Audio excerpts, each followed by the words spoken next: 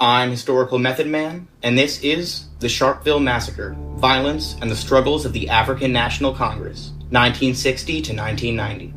On May 26, 1948, the South African white electorate placed the exclusively Afrikaner National Party into power under Prime Minister Dr. Daniel Malan. Fearing the strong African majority, the National Party implemented a complex series of discriminatory laws that ended up being the basis of 40 years of institutionalized racial segregation, which became known as apartheid.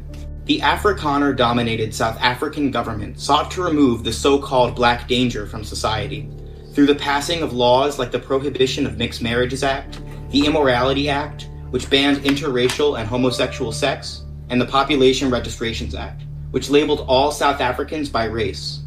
Malan further resettled thousands of Black South Africans into poverty-stricken Bantustans, and South African society was forever changed. Obviously, most Black South Africans were unhappy about these changes, as they had yet to be enfranchised. Organizations like the African National Congress, the ANC, devoted themselves to nonviolent resistance against apartheid, and it began to soar in both membership and influence. The ANC's initial defiance campaign proves that their preferred method of resistance was peaceful and nonviolent. Boycotts, hunger strikes, and grassroots organization were the cornerstone of the ANC's pre-Sharpeville methods of liberation. However, the Sharpeville Massacre marked a turning point where, seeing the shortcomings of a purely nonviolent resistance, Nelson Mandela shifted the ANC's methods to incorporate the practicality of violence. His plan to combine nonviolent resistance with sabotage and the building of an ANC military wing post-Sharpeville demonstrates this change. ANC internal writings prove that the Sharpeville Massacre on March 21, 1960, marked a change in the ANC's attitudes towards violence as a means of resistance.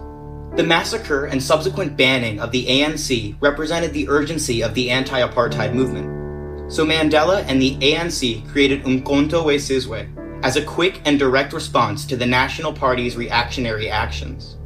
While never resorting to a full-scale armed insurgency, the ANC's shift towards using violence as armed propaganda showed Mandela's limited yet present belief in violence. Mandela's military training by the Algerian army and the actual implementation of violent sabotage diversified the ANC's toolbox of resistance. Despite Mandela's shift towards violence, the ANC continued to use peaceful methods until negotiations to end apartheid came in 1990. Here, the ANC organized and executed dozens of highly organized, controlled, and peaceful protests. An early event of the Defiance Campaign was a response to the Separate Representations of Voters Bill, which revoked the rights of many Africans and so-called colored men in and around Cape Town.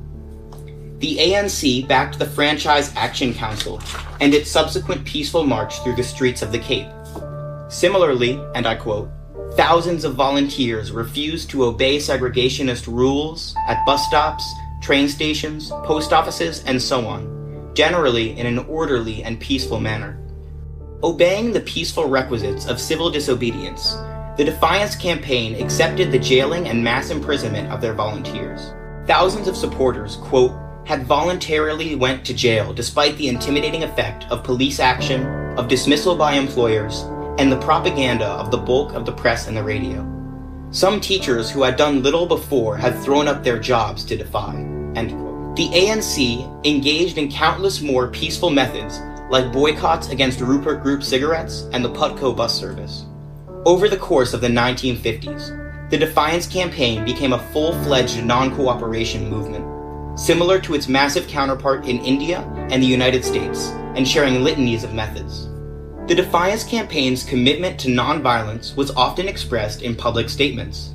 A statement on the Defiance Campaign's spread to the east clearly expressed that the Natal branch of the ANC, quote, supported the decision to launch a campaign of nonviolent passive resistance against discriminatory and unjust laws in the Union of South Africa, with the object and hope of getting white South Africa to adopt a policy of allowing full democratic rights for all who qualify for them, end quote. Similarly, the Freedom Charter of 1955, a statement of the core principles of the ANC and its allies, symbolizes the extent to which the Congress valued peace as a virtue for South Africa.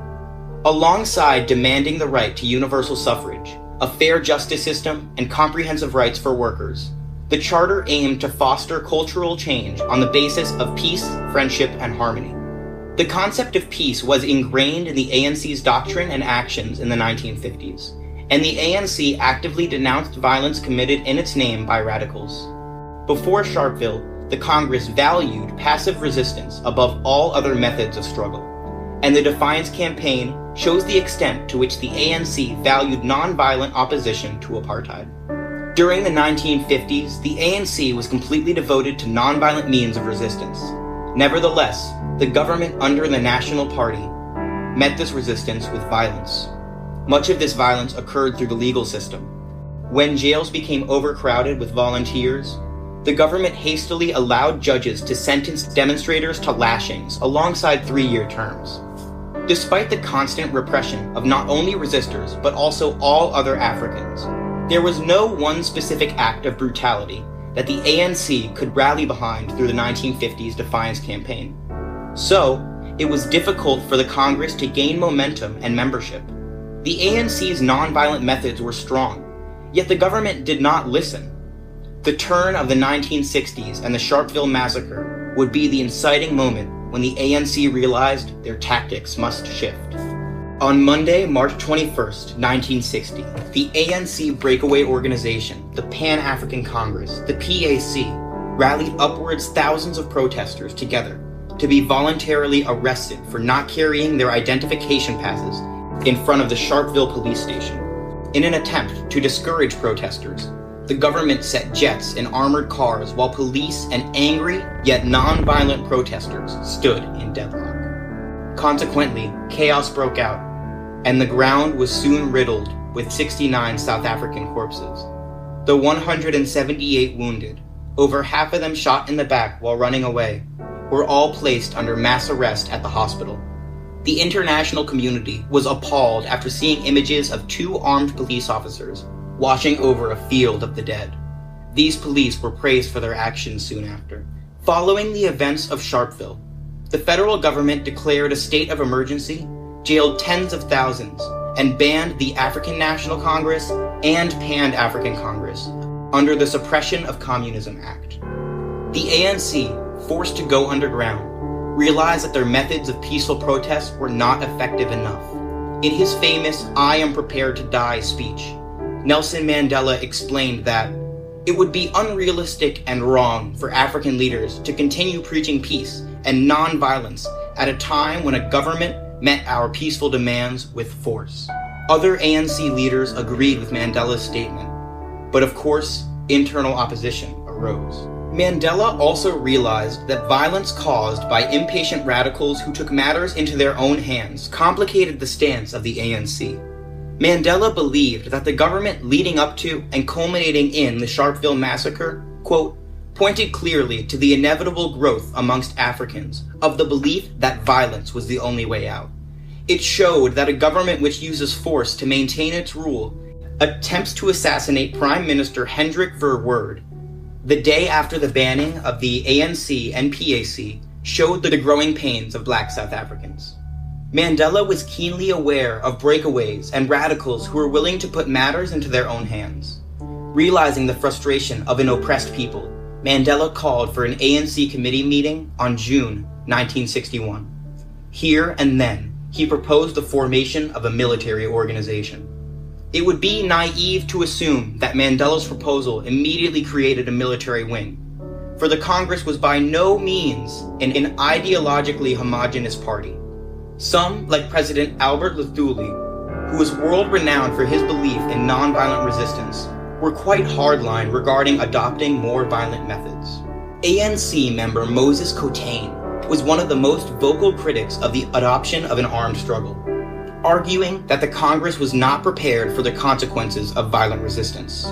Both moral and logistical arguments, both for and against the creation of a military wing, persisted. Internal discussions continued throughout 1961, and the ANC concluded that it will still be publicly committed to nonviolent resistance. Yet, many key members organized the creation of a separate but still associated organization called Umkhonto weSizwe, Zulu for Spear of the Nation. Along with the intense overlapping of leaders and organizers, the Congress and Umkhonto weSizwe shared key information. Years later, during the Truth and Reconciliation Commissions, the ANC accepted responsibility for many violent actions committed by Umkhonto weSizwe. While these two organizations were technically separated, Umkhonto weSizwe was a de facto servant to the ANC. Regarding the methods of Umkhonto weSizwe, they were limited to sabotage and relatively smaller scale violence rather than an all-out guerrilla campaign. During the Rivonia Trial of 1964, Mandela recalled his thought process regarding violence as a means of resistance. 4 forms of violence are possible. There is sabotage, there is guerrilla warfare, there is terrorism, and there is open revolution. We chose to adopt the first method and to test it fully before taking on any other decision. Sabotage did not involve the loss of life, and this is what we said in our manifesto. Exhibit AD, I quote, "We of Umkhonto weSizwe have always sought to achieve liberation without bloodshed and civil clash." End quote. The context of this quote: Mandela was defending himself and his involvement in organizing Umkhonto weSizwe during the trial. However, this context does not change the fact that the Congress and Umkhonto weSizwe were committed to using some form of violence as a means of resistance. In their December 1961 manifesto, Umkhonto weSizwe declared that there remained only 2 choices: submit or fight, realizing that the government has interpreted the peacefulness of the ANC's movement as a weakness. The people's nonviolent policies have been taken as a green light for government violence. So, the methods of Umkhonto weSizwe will mark a break with that past. End quote. After seeing how the police and federal government reacted to civil disobedience in Sharpville, the ANC and Umkhonto weSizwe realized that the government would no longer permit a peaceful resistance to apartheid. So, they committed themselves to work with new methods, switching out boycotts in favor of bombings. Letters from ANC leader Oliver Tambo seeking international support in the late 1980s revealed how the Congress reacted to the events in Sharpville. He mentioned the ANC's history of peaceful strategy to defeat apartheid, and he noted that their strategies changed with Sharpville as the turning point. Every avenue of nonviolent protest was met with violent repression on the part of the regime, culminating in the banning of the ANC after the Sharpeville Massacre in 1960. The regime turned South Africa into an armed camp. The ANC went underground, determined to find new methods of struggle. 1961 saw the formation of Umkhonto weSizwe, our People's Army, our striking force for final liberation. The violence of the regime was now to be met by the revolutionary violence of the people. Since then, the ANC has combined political and armed struggle to defeat apartheid. Through writing their own history and narrative, the Congress attributed their violence to the events in Sharpeville. The massacre became a symbol of the ANC's frustrations, and they rallied behind this event to justify their anti-apartheid violence.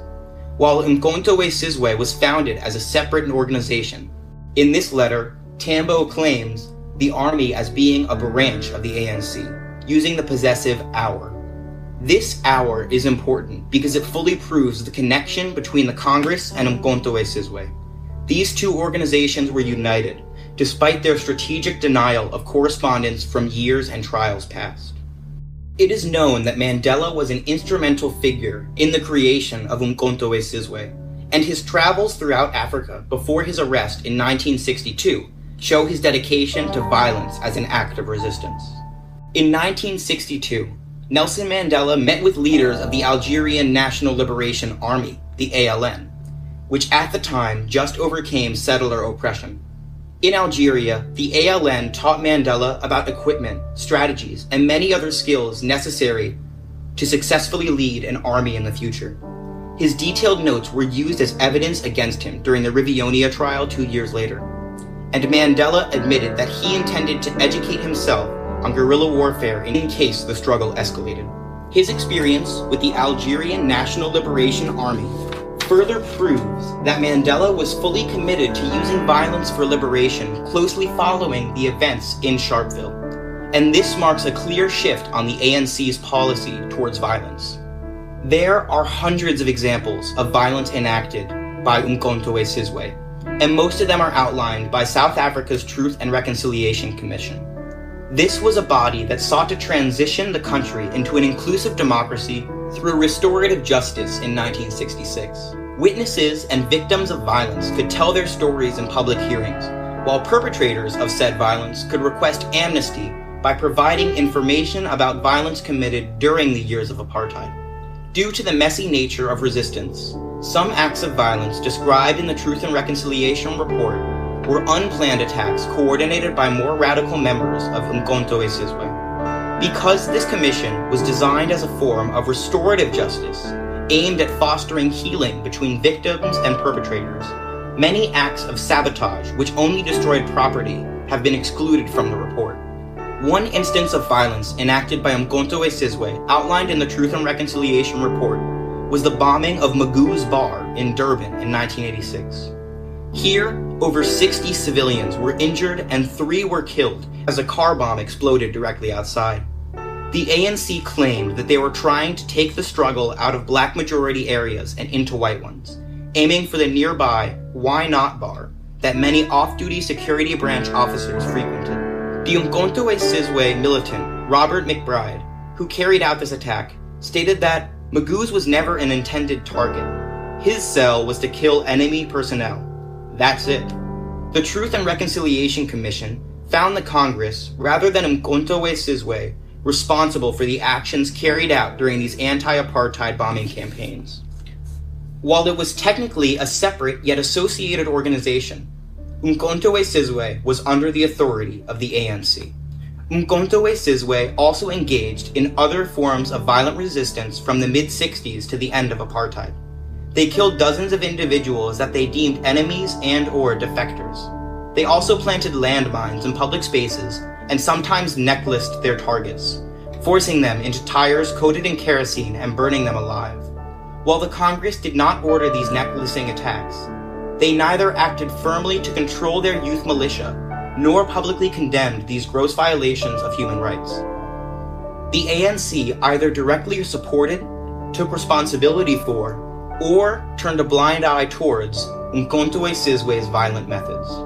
It is important to also recognize the continuity of the ANC's ever-present use of non-violent resistance, which continued past Sharpville until negotiations in the early 1990s. Methods similar to those used in the American Civil Rights Movement were used later in the ANC's anti-apartheid campaign. The Congress backed and expanded regional acts of civil disobedience, a notable example being when strikes by meat workers in the Western Cape turned into nationwide red meat boycotts. The ANC also helped spread the Transvaal rent boycotts against abysmal living conditions over the course of 2 years. Eventually, 60% of black South Africans were not paying rent. The Congress's peaceful methods were just as strong, if not stronger than, the Defiance campaign before the Sharpeville Massacre. They managed to keep their focus on passive resistance, as Umkhonto weSizwe backed up their campaign with smaller acts of armed propaganda. The ANC also organized and supported many nationwide general strikes. One strike in Transvaal in 1984 had 800,000 people and 400,000 more students refusing to go to work or school. Government-owned plants that produced oil, coal, iron, and steel saw production screech to a halt. Worker militancy, another form of peaceful protest, was used to place some of the government's most profitable parastatals under pressure. 4 years later, 3 million workers were able to immobilize industry across Pretoria, Cape Town, and Johannesburg.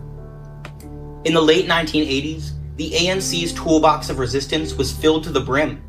The Congress saw participation soar as South Africa's people became exponentially frustrated with the system of apartheid, and they finally had the numbers to effectively challenge the government. Umkhonto weSizwe's attacks became more frequent and more extreme throughout the late 1980s.